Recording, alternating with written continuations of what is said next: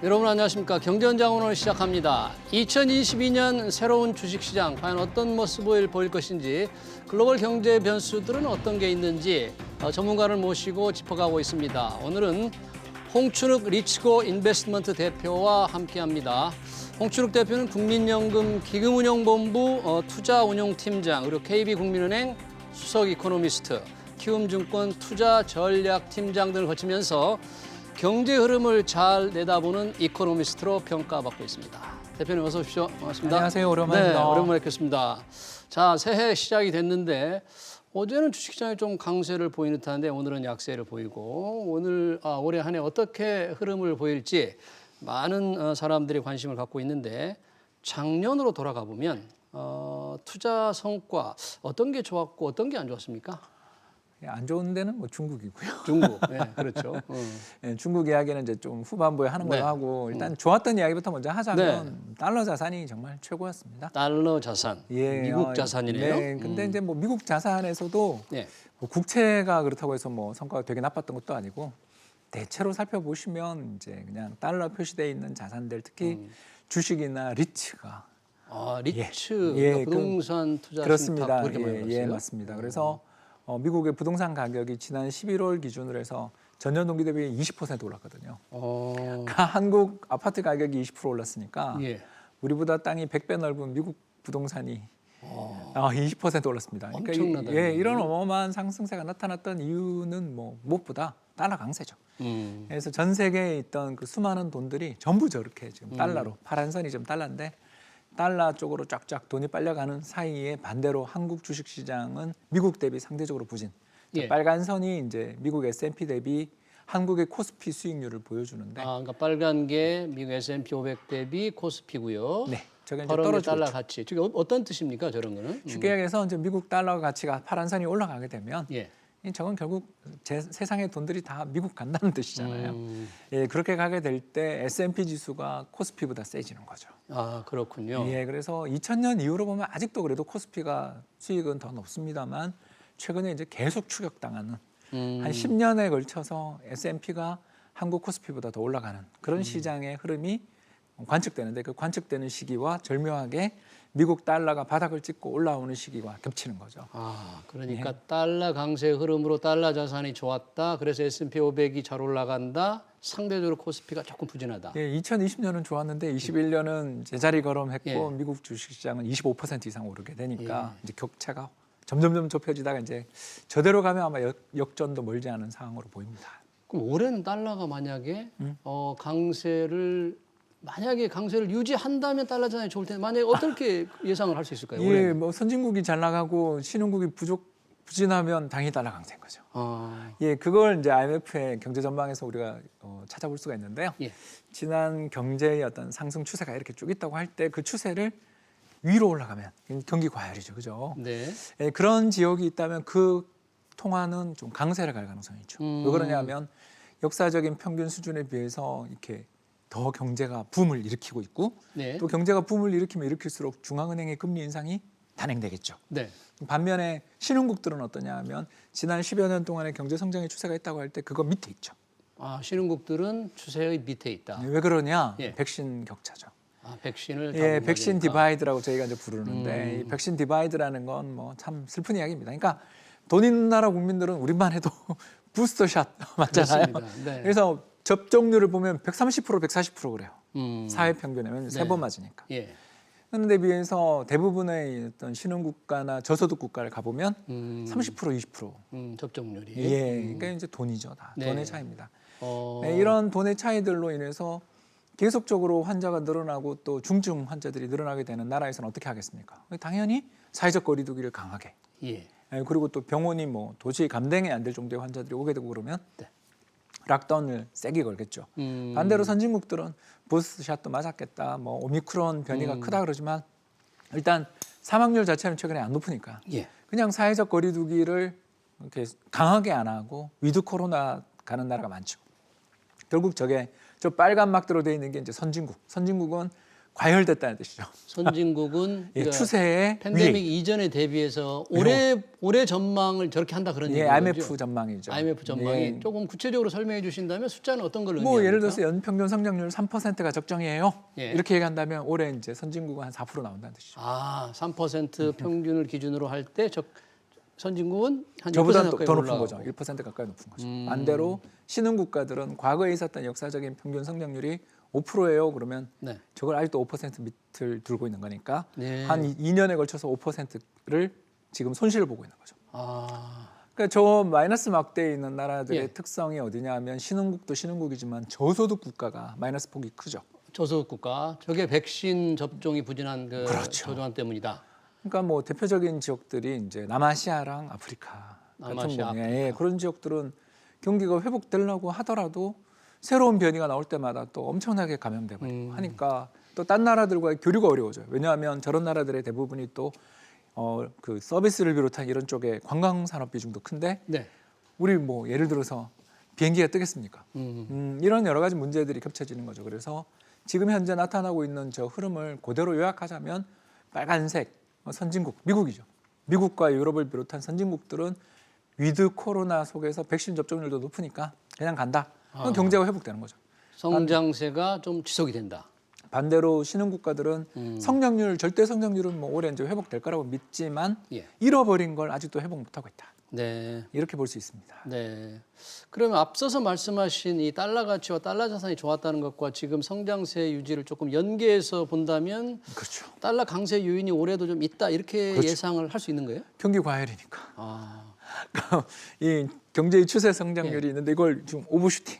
예, 선진국은 위로 갔잖아요. 예, 그러면 경기 과열이 되는 거고 네, 전체 노동력 부족 혹은 사재기 사재기, 혹은 공급 차질 예, 뭐든 인플레가 날 여지가 있죠. 예, 그 빨간 막대를 제가 보여드린 네, 게 선진국. 과열됐다는 뜻이잖아요. 그렇기 때문에 선진국은 물가가 높은데 신흥 국가들 보면 물가 높으냐? 실제로 중국만 하더라도 소비자 물가 상승률 2%안 되거든요. 아, 소비자 물가요? 예, 그러니까 생산자 물가는 높은데 네, 소비자 물가를 인상 못하는 거죠. 아, 원재료 가격은 올라가더라도 네, 경기가 안 좋으니까. 경기가 안 좋으니까. 예, 뭐 지난 3분기 중국 경제 성장률 2% 나오고 그러잖아요. 네, 그러니까 굉장히 떨어졌죠. 제품 가격 인상을 못하는 거죠. 음, 그러니 기업들의 실적 전망들도 그렇게 아주 우세하진 않은 거고 좋지 않을 것 같다. 반대로 선진국들은 경기가 좋은데다가 아직 금리는 인상 안 했으니까 예. 금리 인상은 안 했는데 경기는 좋으니까 음, 지금 완전히 그냥 낙양의 집가라고 저희들이 표현하는 것처럼 아, 지금 예, 제품 가격을 인상하기도 쉽고 예. 마진도 좋고 그러니까 예. 지난밤 테슬라 예. 매출이 그렇게 급증하는 것처럼 네네. 선진국들은 소비도 왕성하고 기업들은 차익금리 떨어지고 거기다 투자자들 입장에서는 채권 관련이 금리 인상한다 그러니 아직은 그냥 주식이 더 나아 보이는 뭐 이런 형국에서 좀 좋은 시기를 누리고 있는 반면 우리는 근데 신흥국 비중도 높잖아요. 수출에서. 그렇습니다. 그리고 또 우리나라만 하더라도 안타깝게도 아직도 지금 사회적 거리두기 강화하고 2주 연장했죠. 그러니까 이렇게 되는 거죠. 그래서 우리는 선진국 쪽에 저는 좀 붙었으면 좋겠는데 아직은 경제 정책이나 여러 가지 통계 면에서 보면 네. 아유 좀 진정됐으면 좋겠는데 확진자 수도 잘 진정 안 되고 특히 위중증 환자님들 그 환자도 늘고 있다 그러니 그렇죠. 2주 연장하고 이런 과정이면 글로벌 투자자 입장에서 저기 올해 돈을 어디다 투자할까 이렇게 하면 미국이 달러도 강세고 저기는 위드 코로나고 실적도 잘 나와요. 그래 이게 올해 지금 초반 분위기 아니냐? 네, 글로벌 투자자들이 보면 한국은 아직도 조금 신흥국 쪽에 조금 남아 있는 것 같은 못 그러니까 벗어난 이제 것 같은 경제는 선진국이지만 주식 지금 시장은 신흥국이니까. 그렇다. 그럼 세계 전체적으로 본다면 지금 이 선진국 성장세 지속한다지만 뭐가 가장 선진국 경제나 세계 경제를 위협하는 가장 큰 요인은 뭐라고 할 수 있을까요? 결국에 인플레죠. 인플레겠습니다. 저 경제의 네. 어떤 오버슈팅, 이 경기 과열이라는 걸 이제 드디어 보는 거죠. 예. 정말 세계 경제가 2008년 글로벌 금융위기 이후에 14년 됐잖아요. 예. 14년 만에 처음으로 이제 이런 걸 보는 거죠. 그 뒤는 저희가 그 시큘러 스태그네이션이라고 장기 저성장이라는 이야기들을 많이 썼잖아요. 예. 그 서머스가 썼던 표현입니다. 근데 그런 것처럼 세계 경제가 뭔가 경기는 좋아졌다 그러는데 영 좋은 맛은 못 느끼는 인플레도 안 나고 뭐 물가 이런 것도 그렇지만 노동시장도 보면 예. 회복도 그렇게 강하지 않는 뭐 이런 것들 임금도 안 오르 특히 이런 게 이제 그 2008년 글로벌 금융위기 이후에 한 12, 13년의 흐름이었다면 네. 작년부터는 확실히 경제가 추세 이상으로 올라가고 인플레도 나기 시작하니까 이런 인플레이션들이 막 나기 시작할 때 이제 투자자들 입장에서 이제 걱정이 되는 거죠. 인플레도 상당히 그 조금 일시적이 아니라 이미 좀 고착화되는 그런 조짐인 거죠. 아직까지는 아닌데, 아직까지는 아닌데. 이제 투자자들이 보는 거는 네. 현재는 안 보잖아요. 그렇죠. 미래를 좀 예, 미래를 생각하니까. 보는 거죠. 그래서 지난해 발표됐던 통계 기준으로만 놓고 본다면 아직 인플레이션을 유발하고 있는 것은 에너지랑 그리고 식료품 쪽이 우세해요. 예. 그건 사실이죠. 그리고 중고차가 저 그림이 나오는 것처럼 저 에너지 빨간 막대 나오죠. 예. 저 에너지 쪽에서의 어떤 인플레이션 기여도가 어마어마하게 높고 그 다음이 중고차, 신차가 네. 역시 또한 1.5% 정도를 차지하니까 네. 이 둘만 합쳐도 미국 소비자 물가 상승률 뭐 6.8 그렇지만 거의 대부분이 이 둘에서 나오는 거거든요. 그러네요. 그러니 네. 저 두 가지는 사실 뭐 예를 들어서 이게 표현입니다만 국제 유가가 지난해 수준을 올해 유지만 하더라도 저건 0이 되는 거고. 네.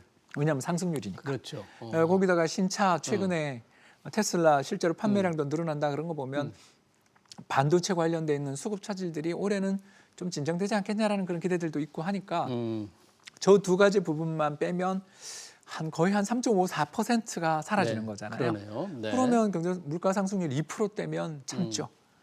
결국 지금 시장의 참가자들은 저걸 보는 사람들은 채권 시장 참가자들이 그 금리가 안 오르죠. 네. 그리고 주식 시장에 참가자들은 아니다. 이제 임금도 오른다. 임금도 오른다. 저 임대료 오르는 거 봐라. 저 그렇죠. 임대료가 저렇게 오르는데 근로자들이 임금 인상 요구 안 하면 도시에서 못 산다.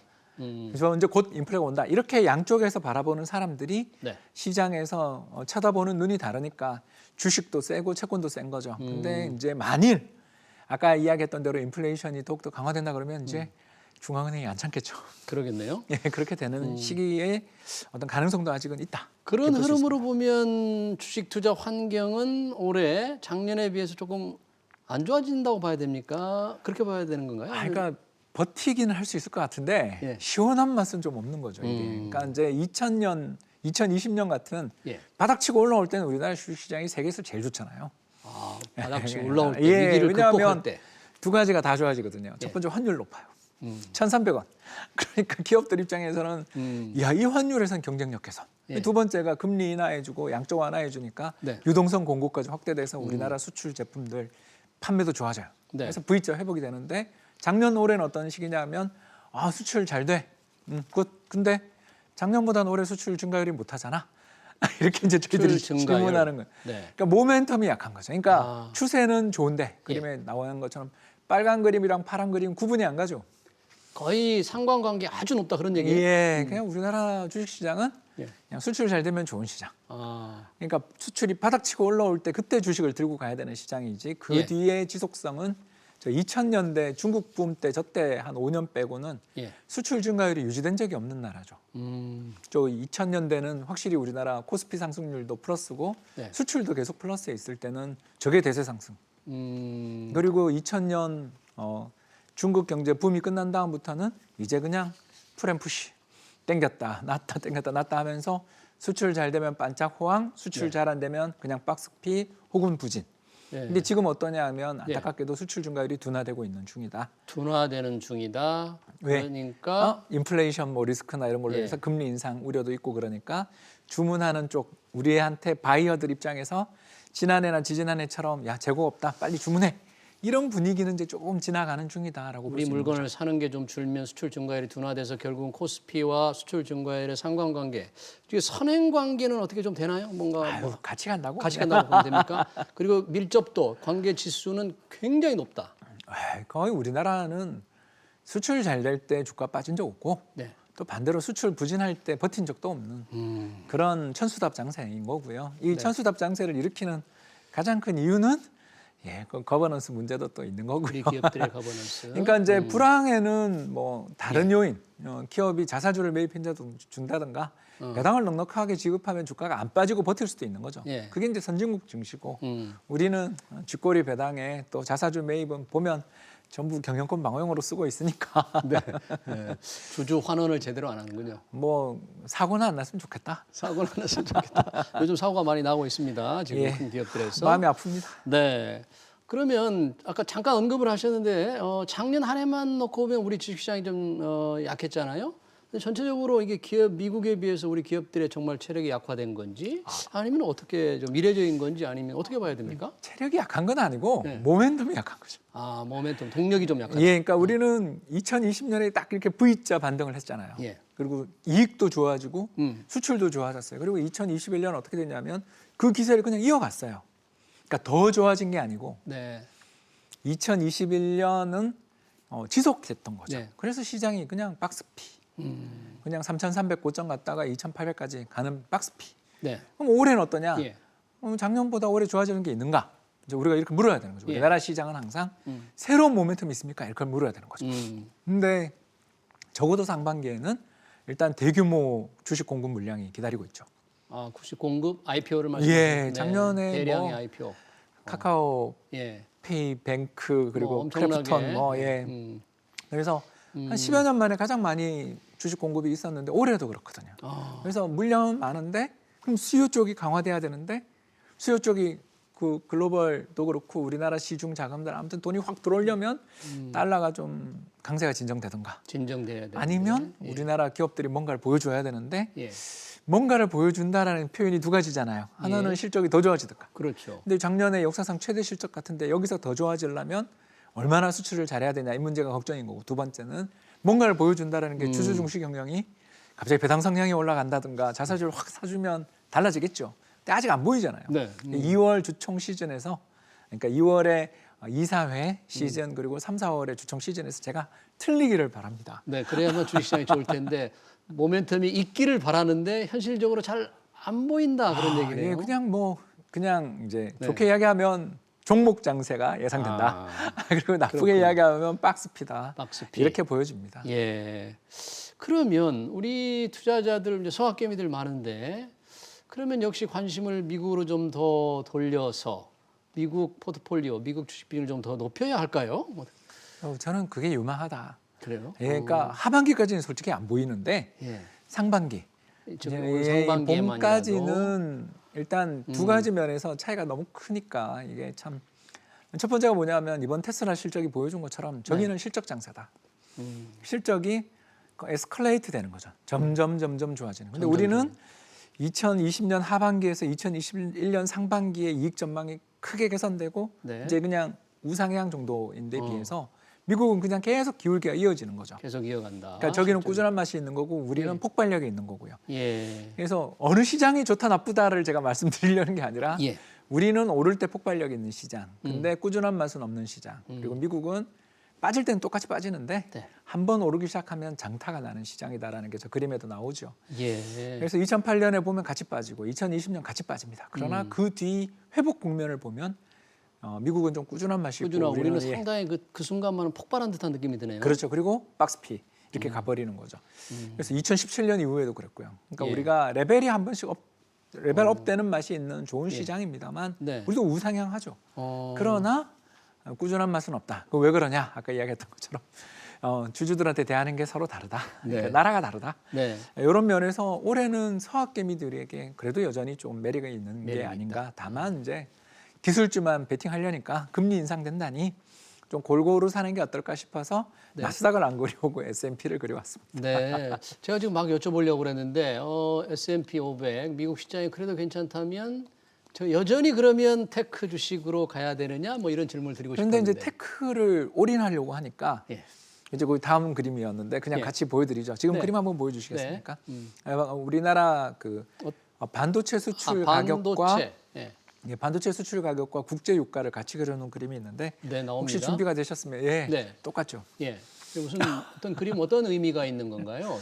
예, 파란 선은 첨단 산업의 집약체, 초고가 또는 기술 집약적인 반도체 가격. 반도체 빨간 수출 선은 가격. 올드 이코노미를 대표하는 원유 가격입니다. 네. 자, 근데 어때요? 가격이 움직이는 게 거의 같이 움직이죠. 거의 그러니까 같이 잠깐 반대로 움직일 때는 있지만 추세가 같습니다. 어. 이건 뭘 의미하냐면 네. 결국 이게 산업의 쌀이라는 뜻이거든요. 반도체와 원유. 원유가 산업의 쌀이라는. 예, 올드 이코노미는 원유. 그리고 예. 첨단 산업에서는 반도체 없이는 안 돌아가죠. 네. 그리고 이 둘의 공통점이 또 하나 더 있습니다. 뭐냐 하면 벌크입니다. 벌크. 예, 그러니까 어디서 만들었냐 관심 없고요. 예. 누가 만들었냐 관심 없고 그냥 배럴당 얼마냐. 우리는 몇 기가 램당 얼마냐. 얼마냐.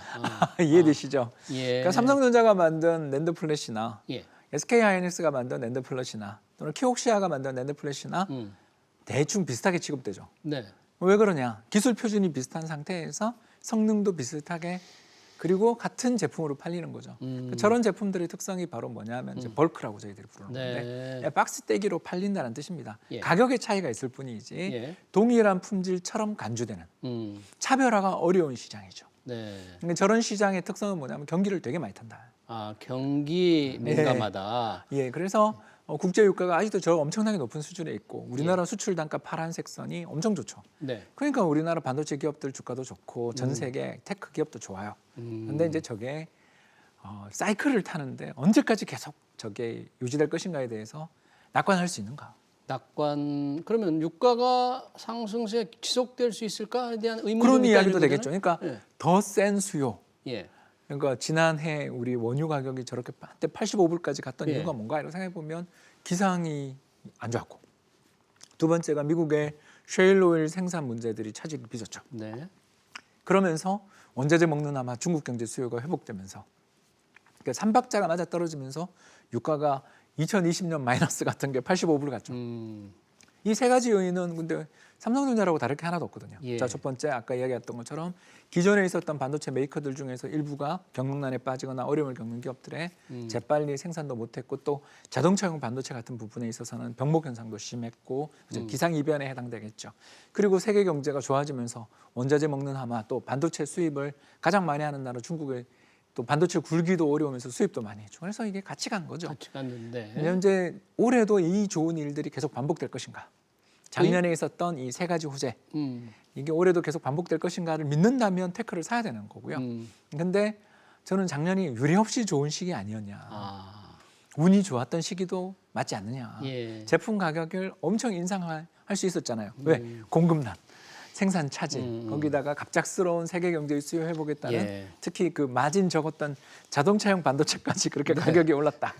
자, 근데 올해도 될 것인가? 근데 우리 아까 잠깐 이야기하면서 중고차 값이나 미국 신차 값이 올해는 조금 떨어지지 않겠냐? 좀 올랐으니까. 예, 올해는? 그런 이야기를 했다라는 거죠. 예. 그렇다면 이제 사람들의 소비가 작년에 그렇게 반도체 제품 가격이 급등했던 이유가 뭔가 이렇게 우리가 생각해 보면 사람들 살림살이가 어려워지고 앞으로 사회적 거리두기도 할 거니까 하고서 사람들이 렌트카 회사들은 다 차를 팔아버리고 집에 있던 사람들도 차를 팔았던 게 갑자기 경기 좋아지고 위드 코로나 하면서 신차 수요가 폭발했죠.